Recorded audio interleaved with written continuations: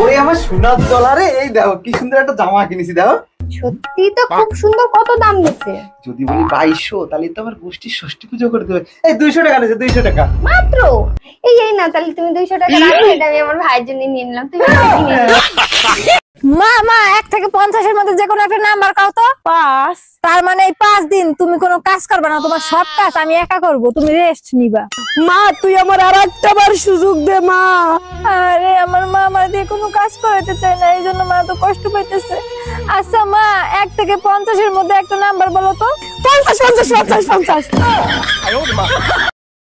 জামাই একই দেখছি, 4টা বাচ্চা হয়ে গেছে, আবার একটা বাচ্চা নিয়েছো। আমি তো প্রথমেই বলেছি আমি গরিব হতে পারি, কোনোদিন তোমার মেয়ের পেট খালি রাখবো না। ঠাকুরপো বাপের বাড়ি যাবো, 5000 টাকা দাও। 5000 টাকা করে করে তো 75,000 টাকা নিয়ে নিয়েছো, আর নয়। ফল খাবে, ফলের দাম দেবে না সোনা। এবারে কিন্তু আমি সব দাদাকে বলে দেবো।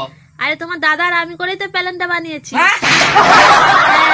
হ্যাপি নিউ ইয়ার ভাবি, আমি কি আপনাকে একটা কিস করতে পারি? অবশ্যই করতে পারেন, তার আগে বলেন হেলমেট আনছেন? আরে ভাবি, আমি তো শুধু কিস করব, তার জন্য হেলমেটের কি দরকার? কিস করার পর যেটা দাঁড়াবে সেটার উপর কি আপনি 2025 সালের ক্যালেন্ডার লাগাবেন? এই শুনছিস, এনে মিষ্টি খা, মিষ্টি খা। কিসের জন্য? আজ আমি বাবা হয়ে গেছি। ও তাই? ছেলে না মেয়ে হয়েছে? মেয়ে হয়েছে।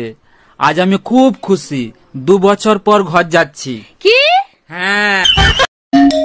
বারবার কেন ফোন দিচ্ছ? বলছি না আমি তোমার সংসার আর করবো না। এই কথাটা শোনার জন্যই বারবার ফোন দেই। কোন কথাটা শোনার জন্য? এই যে বলো না তোমার সংসার আর করব না, শুনলে কলিজাটা জুড়াইয়া যায়। কালকেই আসতেছি মাকে সাথে নিয়ে, তোর কলিজায় আগুন ধরাইতে। আচ্ছা ডাক্তার বাবু, প্লাস্টিক সার্জারি করতে কত টাকা খরচ পড়বে? প্লাস্টিক সার্জারি করতে গেলে প্রায় 2 লাখ টাকা মতন লাগবে। আর আমি যদি প্লাস্টিকটা দিয়ে দিই? বৌদি, আপনার স্বামীর নাম কি? স্বামীর নাম মুখে নেব? গরুর পেছন দিক দিয়ে পড়ে, লুঙ্গির তলায় নড়ে চড়ে।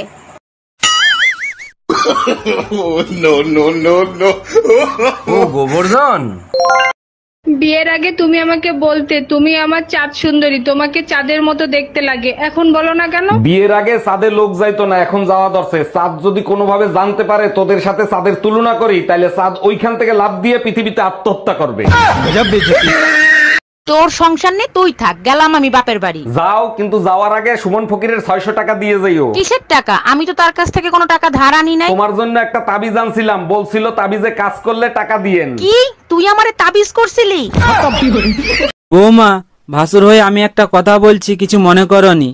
তোমার যা যতদিন না বাপের বাড়ি থেকে আসছে, ততদিন একটু ঘুম থেকে উঠে তাড়াতাড়ি বাসি কাজগুলো করবে। বৌমা হয়ে তাহলে আমিও একটা কথা বলি। বলো। তোমার ভাইকে বলবে রাতে যেন আমাকে তাড়াতাড়ি ঘুমোতে দেয়। এই টুম্পা, রিমোটে কাজ করে না, নষ্ট হয়ে গেছে নাকি? আরে না, নষ্ট হয় না, হাতের উপরে 3টা বাড়ি মারো, দেখবে ঠিকই চলবে। হ্যাঁ, এইবার ঠিক আছে, তোমার মাথায় বুদ্ধি আছে। রিমোটটাও তোমার মতো, মার না খাইলে কাজ করে না।